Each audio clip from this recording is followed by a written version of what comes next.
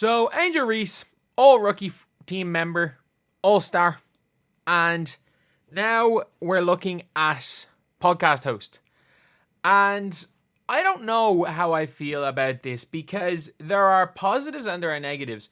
As far as like being like the global brand, if this works out, like if this all works out for Angel Reese and it doesn't affect her game in the slides and she can continue to make those improvements, then more power to her. But I don't know how. I don't know if it will. But if you guys do enjoy this content, subscribe. We're trying to hit 28.3k by the end of the day. We're 49 off. So, Angel Reese has had the Unapologetically Angel podcast, which is, I don't know, like, podcast as a rookie, it is interesting. It's very interesting. Will I listen to the podcast? Probably not. I don't listen to podcasts anyway. Will I see clips of the podcast on YouTube and if something's interesting me, watch that? Yeah, listen to it. Yeah, probably. So I don't really mind it. And a lot of people are having issue with this tweet here being like, makes y'all mad, stays in y'all bag, never cared about what y'all say about her.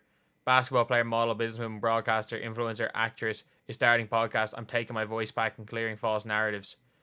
A lot of people are complaining, basically saying never care what you say about her and then clearing false narratives. So I don't really care. I don't really care. Like, as long as this doesn't come at the expense of the sport of basketball, I think this is like an objectively good thing. I don't think anyone can really argue that it's anything but good as long as like it doesn't affect her playing. Really. Like, the more other stuff, the only thing that I would be worried about, and again, it is just that it's just too much going on. Like, I know she's playing unrivaled, but you can see here, basketball player, she's going to be doing modeling, she's going to be setting up her own businesses, she's going to be doing everything on TikTok. And for me, I'm just like, surely that's too much. Surely that's too much. Like, I know there were other reasons why this player's career kind of went downwards. But, like, you gotta just make sure you are more Serena than Anna Kournikova. Like, there was, like, a level of stardom that Anna Kournikova reached at a young age and how great she was. And, like, I know she got injured later on in her career, but, like, even, like, she peaked at, what, like, 17 as a player? Because everything became more about the celebrity than the tennis player when she was the best young player other than Martina Hingis in the world at that time. So that's where it could be a problem. Again, I'm not saying that's what a problem is because like Angel Reese very clearly has, like she has flaws in her game. And like every player has flaws in their game. There's nothing wrong with that. The issue now is like you're competing against Rickea Jackson.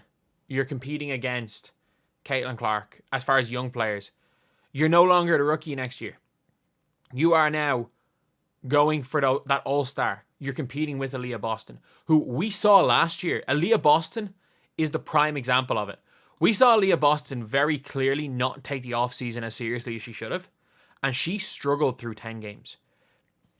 I am very worried because we saw through the Olympic break that as far as skill was concerned, the finishing got worse. The shooting from Angel Reese got worse. I think her first game back, she goes 3 of 8 from the line. Like, that, you could never question Angel Reese's heart, and you could never question how great a rebounder she is. She wants the ball more than anyone else. You can never question a lot of stuff with Angel Reese in basketball. Like, I think she's very, very good. Like, she's the best at what she does. The problem is that it's not easy. Like, people are making it out like it's going to be easy for Angel Reese to develop a mid-range shot. That it's going to be easy for Angel Reese to mechanically change her finishing so that she shoots higher than 30% from the field. Like, that is a tear it down scenario. And I don't think Angel Reese gets, for people being like Angel Reese, she's going to come in next year as this dominant player. If she can, more power to her. But like, those are the type of things that take 2, 3, 4 years to fix. On the positive end, the defense is there. The rebounding is already the best we've ever seen. Like, she's going to be a all-star the vast majority of years in her career if she doesn't get improve from today. If she does improve, she's a perennial all-star. Like, that's the level of player. Like, she's all WNBA candidate if she improves even 10% on offense. But I just have the fear, and it's not even the podcast, it's just everything. It's just everything. Like, it sounds like this podcast, as much as anything, is just there to clap back at people. Because when you're on social media, and that's like something that is an unfortunate thing of being an athlete, as I always say, they are like, when you are on social media, it's a frenzy. Like, fake stuff is going to be said about you on social media. People are going to attack everything. Everything you do wrong on the court is going to be scrutinized. People are going to talk about you. And I've always said it again. If I won't ever do it, but like, if I ever reach a level of like relevancy on social media where that stuff starts talking about me, I'll just go and delete Twitter, because at the end of the day, it's just a toxic place. And it really feels like the way Angel Reese is talking, like this is like a almost as a, it seems like it's just a clap back to on Twitter. And if that's where your head's at, it's hard to just focus on the sport. And like, Caitlin Clark has it right, as in just not really using the app.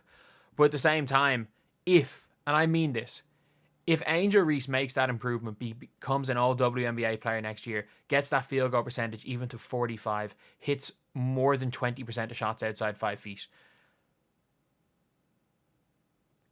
this is going to be like something we've never seen before. We've never seen an athlete have this many avenues, like do all of this stuff and still be, especially early in their career, and still be at the top of their game.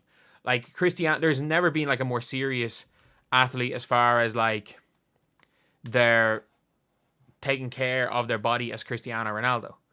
We know like Messi's made like 95% of his focus is on football, and it's very different doing like brand stuff and trying to do all of that yourself, trying to be that personality, trying to focus on podcasts, focus on other things as you're a player, especially when you're young. And even Draymond said it. He's like, I wouldn't have done this at the start of the year. It's like, or at the start of my career. It's like, I'm on the downturn. I'm about to finish. So I'm practicing for stuff after basketball.